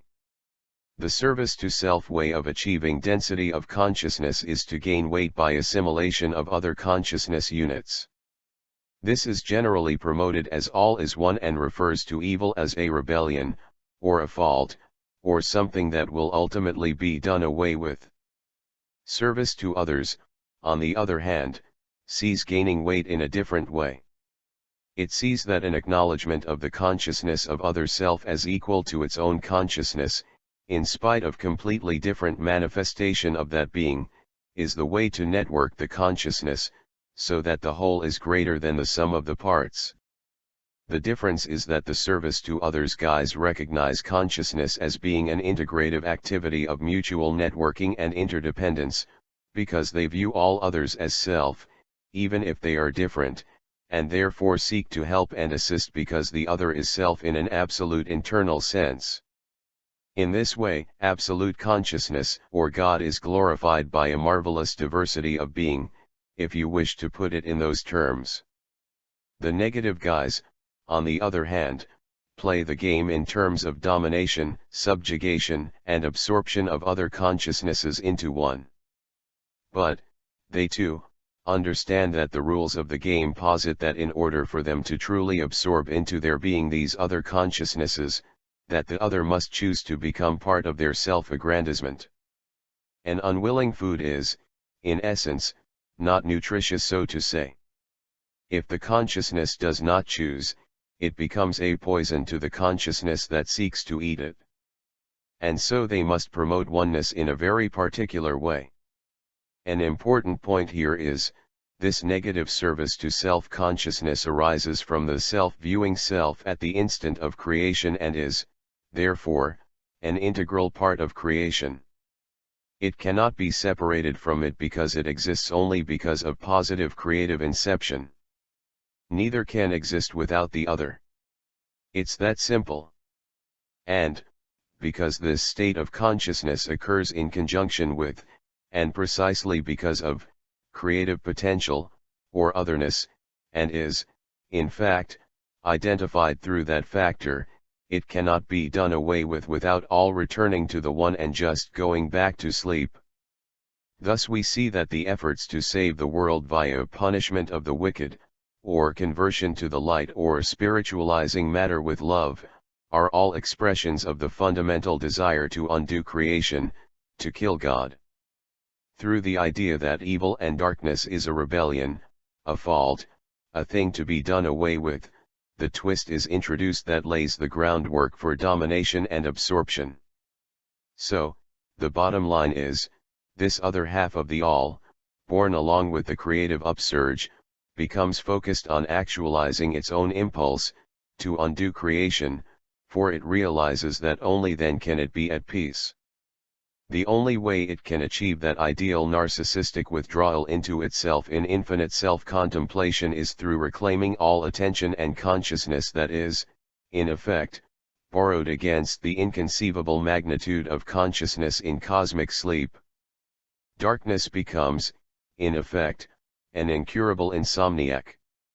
The consciousness of service to self-darkness feels that it must tear apart the creative fabric of existence, thereby liberating those units of energy involved in the creative functions, and swallow them back into itself, erasing their differential properties and powers so as to restore the one as one itself. However, this is not clearly seen at the lower densities until the masks are stripped away.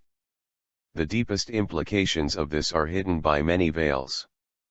It is only at the lower levels of the power structure that many still believe they are playing out the basic antagonism and self-protection roles. They believe that sending love and light to those in need is appropriate, without realizing that this activity is predicated upon a deep belief that there is something wrong, in error, in rebellion, and thus becomes again, us versus them.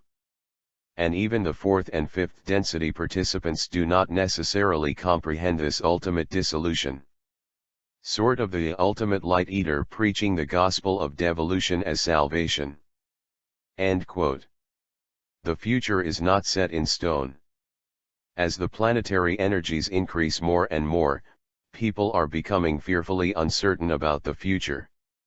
With various alternative media figureheads making all kinds of predictions, from economic collapse, imminent World War III, nuclear warfare, cataclysms, comet bombardments, martial law, and depopulation, to a mass awakening, defeat of the cabal, first contact, UFO disclosure, uniting with our space brothers, free energy, etc., and various other scenarios that are supposedly happening soon, some of them even on a specific date, and in fact should have happened many years ago, according to past predictions, especially around the year 2012, we are also being tricked into the illusion of 3D linear time. Personally, I have heard all these predictions, positive and negative, for the past 20 years repeatedly. There was a time I bought into some of them, getting caught up in future projections based on fear or misplaced hope. There is a reason why politicians use the slogan, "Hope we can believe in." In reality, they really only did one thing to me, distract me from my own inner guidance, my bodily intuition, and my own emancipation and embodiment process that would enable me to truly be the change. Our mind can come up with all kinds of what-if scenarios and projections, but it is caught in linear time, and cannot possibly foresee the future in detail, let alone map out our own unique soul purpose, the lessons we need to learn, and the talents we are here to develop as embodied individuals during this time of transition. Fear is literally an illusion, rooted in the fear of death, and stemming from ego identification. Danger can be real, but fear is ultimately a choice. The more you are concerned about possible future outcomes, the more you are living solely from your head and disconnected from your body, detached from the essentialness of the present, from nature and the divine within, and from your internal guidance system that is specific to you, and therefore, the more vulnerable you are to being manipulated via hyperdimensional injections and interferences. Most of the people who make or indulge in these kind of predictions are not integrated, not engaged in any sincere self-work, they lack emotional intelligence and are disembodied, mostly engaging in shadow projection.